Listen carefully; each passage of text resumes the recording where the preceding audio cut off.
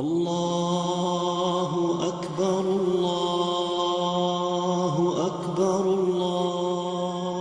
The counterclockwise circumambulation around the Ka'bah resembles the movement of everything in this universe, from the smallest to the biggest thing. It indicates the movement of the universe.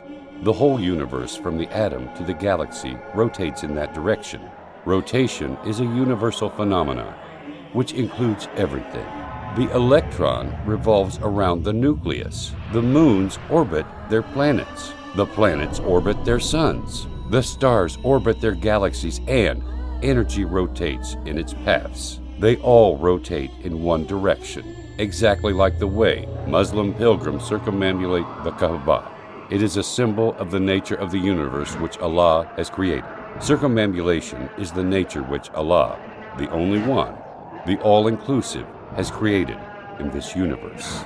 When the pace of life accelerates, running after money, exchange rates, body needs, the soul starts to feel hungry as the human forgets his humanity.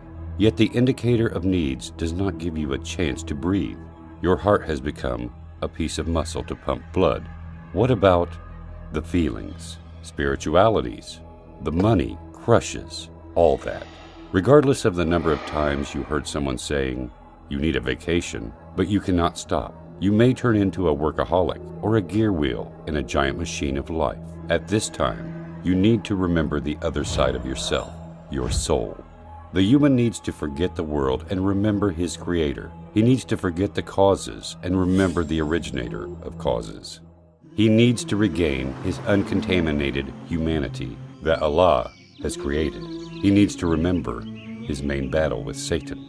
He needs to liberate himself from the heavy chains of materialism, bank accounts, and taxes. He needs to become human again, as created by Allah, without any marks, scars, or deformities that life may have left inside each of us. Hađ is a series of symbolic rituals performed by Muslims to answer the command of Allah. It is a season where Muslims gather in Mecca, coming from every place on earth. You may find the African with the Asian, the American with the Russian, the Arab with the Indian, the white with the black. Millions of tongues that keep uttering one expression, which means, "O Allah, I am ready to obey your orders. Here I am." It is the unity of humanity under the flag of the one Lord, away from the noises of greed, lusts, and struggles.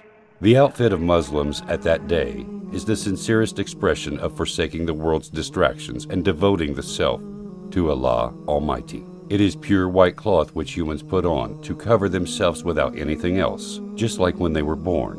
So they achieve the purpose of modesty, and they take off the purpose of bragging and showing off with fashions.